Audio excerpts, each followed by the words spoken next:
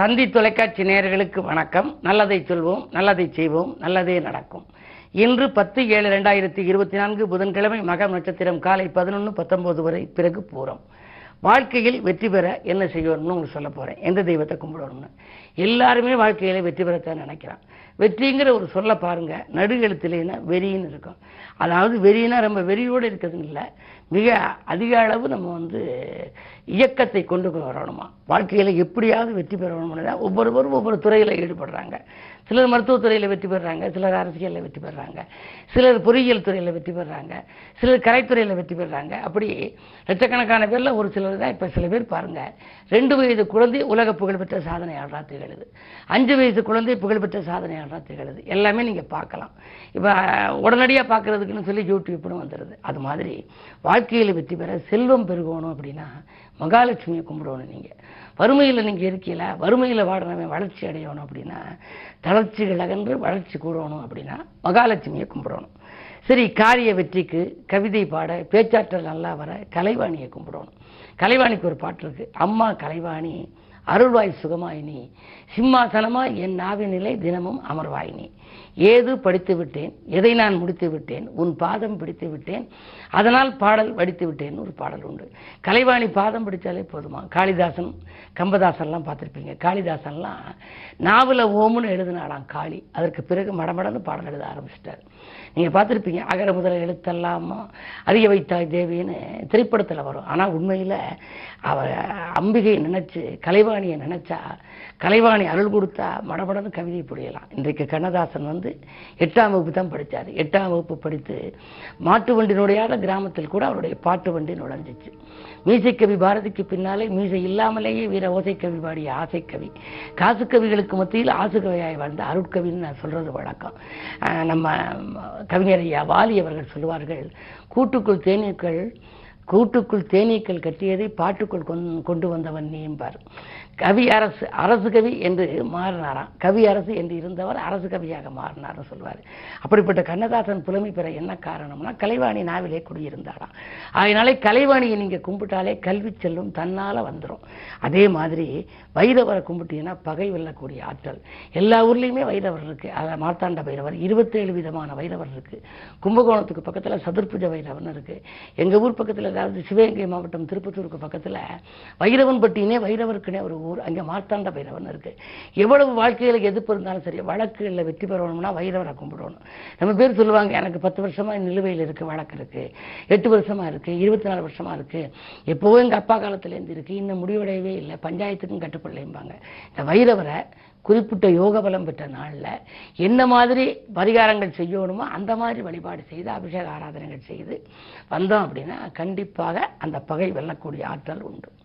அது மாதிரி ஒவ்வொரு தெய்வங்களும் இருக்குது. எந்த தெய்வத்தை கும்பிட்டா வாழ்க்கையில் எப்படி வெற்றி பெறலாம்னு இருக்குது. இவையெல்லாம் முன்னோர்கள் எழுதி வைத்திருக்கிற முத்தான கருத்துக்கள். இவற்றையெல்லாம் உங்களுக்கு தொடர்ந்து தந்தி தொலைக்காட்சியிலே சொல்வேன் என்று சொல்லி இனி இந்திய ராசி பலன்களை இப்பொழுது உங்களுக்கு வழங்கப் போகின்றேன். மேசராசி நேயர்களே, நல்ல காரியத்திற்கு பிள்ளையார் சுழி போடுகின்ற நாள். இன்று நம்பிக்கைகள் எல்லாம் நடைபெறப் போகிறது. செவ்வாய் பலம் நன்றாக இருப்பதால் தைரியமும் தன்னம்பிக்கையும் உங்களுக்கு கூடும். உடன்பிறப்புகள் உதவிகரமாக இருப்பார்கள். கடன் சுமை குறைய புதிய வழி பிறக்கும். ரிஷபராசி நேயர்களே, உங்களுக்கெல்லாம் உறவினர்களின் உதவி கிடைத்து உள்ளம் மகிழ்கின்ற நாள். உற்சாகத்தோடு பணிபுரிவீர்கள். அயல்நாட்டிலிருந்து வரும் அழைப்புகளை ஏற்றுக்கொள்ளலாமா என்று கூட சிந்திப்பீர்கள். பணிபுரியும் இடத்தில் இருந்த பதற்ற நிலை மாறும், உயர்வு கிடைக்கும்.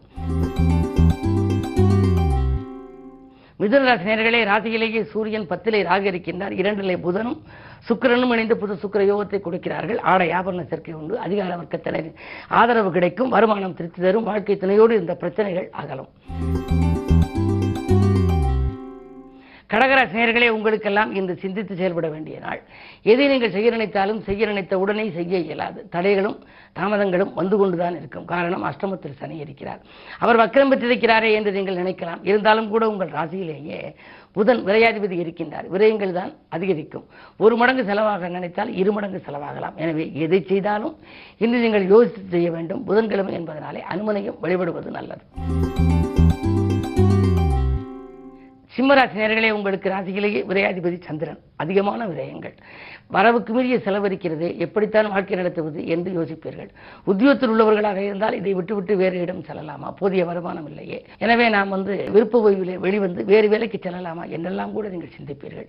என்ன இருந்தாலும் கொஞ்சம் பொறுமையை கடைபிடிக்க வேண்டும். இன்னும் ஓரிரு மாதங்களுக்கு பிறகு உங்களுக்கு நல்ல பலன்கள் வரப்போகிறது. குறிப்பாக செவ்வாய் பலம் நன்றாக இருந்தாலே உங்களுக்கு நன்றாக இருக்கும். இன்றைக்கு செவ்வாய் நன்றாக இருப்பதனாலே அதனுடைய ஆதிக்கத்தின் விளைவாக இடம் பூமி வாங்கும் யோகம் வரலாம். சுபவிரயம் செய்வது நல்லது.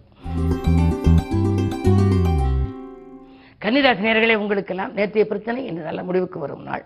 நினைத்த காரியத்தை நினைத்தபடியே செய்து முடிப்பீர்கள். அதிகார பதவியில் உள்ளவர்களின் ஆதரவு உங்களுக்கு கிடைக்கும். வாழ்க்கை துணை வழியே உங்களுக்கு நல்ல பலன் கிடைக்கப் போகின்றது. உடன்பிறப்புகளும் உங்களுக்கு உறுதுணையாக இருப்பார்கள். வாங்கிய கடனை கொடுத்து மகிழலாம். இன்று இனிய நாள். துலாம் ராசி நேயர்களே, உங்களுக்கு விலகிச் சென்றவர்களெல்லாம் விரும்பி வந்து சேர்கின்ற நாள். வீண் வாக்குவாதங்களை தவிர்ப்பது நல்லது. முன்னேற்ற பாதையில் அந்த முட்டுக்கட்டைகள் அகலும். தொழில் கூட்டாளிகள் உங்களுக்கு இணக்கமாக நடந்து கொள்வார்கள். உத்தியோகத்தில் கூட மேலதிகாரிகள் உங்களுக்கு இதுவரை நெருக்கடிகளை கொடுத்து வந்திருந்தாலும் இன்றைக்கு இணக்கமாக நடந்து கொள்வார்கள். விருச்சிக ராசி நேயர்களே, உங்களுக்கெல்லாம் இன்று வேற்று மனிதர்களின் ஒத்துழைப்பால் கூட்டு முயற்சியில் வெற்றி கிடைக்கின்ற நாள். நீங்கள் எதை செய்ய நினைத்தாலும் உடனடியாக செய்ய இயலும். வாழ்க்கை தேவைகள் பூர்த்தியாகும். குறு பார்வை இருப்பதால் வாங்கல் கொடுக்கல்கள் சீராகவும் சிறப்பாகவும் அமையும். என்றைக்கும் நீங்கள் கொடுத்த கடன் இன்று வசூலாகி உங்களுக்கு மன மகிழ்ச்சியை தரும். வருமானத்தை பொறுத்தவரை இருமடங்காக வரும். கணிசமான லாபம் கைகளில் புரளும். இந்த நாளில் இதை செய்வோமா அதை செய்வோமா என்றெல்லாம் சிந்திப்பீர்கள். தொழில் நடத்துபவர்களுக்கு புதிய ஒப்பந்தங்கள் அலைமோதும். தனுசு ராசி நேயர்களே, உங்களுக்கு 6ஆம் இடத்திலே குரு 6ல் குறி இருப்பதனாலே அலைச்சலுக்கேற்ற ஆதாயம் கிடைக்காது. அரைகுறையாக பல பணிகள் நிற்கலாம். வாங்கல் கொடுக்கல்கள் ஸ்தம்பித்து நிற்கிறது என்று கவலைப்படுவீர்கள். மனச்சாட்சிக்கு விரோதமாக நடந்து கொள்ள வேண்டாம். கடின வேலை என்பதனாலே வேறு வேலைக்கு கூட செல்லலாமா என்று உத்தியோகத்தில் இருப்பவர்கள் நினைப்பீர்கள். என்ன இருந்தாலும் சுய ஜாதகத்தை ஒரு முறை புரட்டி பார்த்துவிட்டு முடிவு செய்து கொள்ளுங்கள். மகர ராசி நேயர்களே, உங்களுக்கு சந்திராஷ்டமம். திட்டமிட்ட காரியம் திட்டமிட்டபடி நடைபெறாமல் போகலாம். திடீர் திருப்பங்கள் உங்களுக்கு வந்து சேரும். செலவுகள் கூடுகிறது என்று கவலைப்படுவீர்கள். உத்தியோகத்தில் மேலதிகாரிகளின் வெறுப்புக்கு ஆளாக நேரிடும். நட்பும் பகையாகலாம். உறவினர்கள் உங்களுக்கு அதை செய்கிறோம் இதை செய்கிறோம் என்று சொல்லிவிட்டு கடைசி நேரத்தில் கையை விரிக்கலாம். என்ன இருந்தாலும் இன்று நிதானத்தோடு செயல்பட வேண்டிய நாள். கும்பராசி நேயர்களே, உங்களுக்கெல்லாம் இன்று பிள்ளைகள் வழியில் நல்ல தகவல் கிடைக்கின்ற நாள். பிரச்சனைகளிலிருந்து நீங்கள் விடுபடுவீர்கள். என்றைக்கோ வாங்கி போட்ட இடம் இன்று அதிக விலைக்கு விற்று அதில் வரும் லாபத்தை கொண்டு தொழிலை வளப்படுத்திக் கொள்ள முன் வருவீர்கள். பெரிய மனிதர்களின் சந்திப்பால் உங்களுக்கு பெருமைகள் கிடைக்கும். நாளிலே குரு இருப்பதால் ஆரோக்கியம் சீராகி ஆனந்தப்படுத்தும். மீனராசி நேயர்களே, உங்களுக்கு இன்று மிகச்சிறந்த நாள். உத்தியோகத்திலே பணி நிரந்தரம் பற்றிய தகவல் உண்டு. பயணத்தாலும் உங்களுக்கு பலன் கிடைக்கும். புகழ்பெற்ற ஆலயங்களுக்கு சென்று வழிபட்டு வர வேண்டும் என்று நினைப்பீர்கள். வியாபார விரோதங்கள் விலகும். நாளிலே சூரியன் இருப்பதால் பொது வாழ்வில் இருப்பவர்களுக்கு, அரசியல் களத்தில் இருப்பவர்களுக்கு நல்ல பொறுப்புகள் வரலாம். மேலும் விவரங்கள் அறிய தினத்தந்தி படியுங்கள்.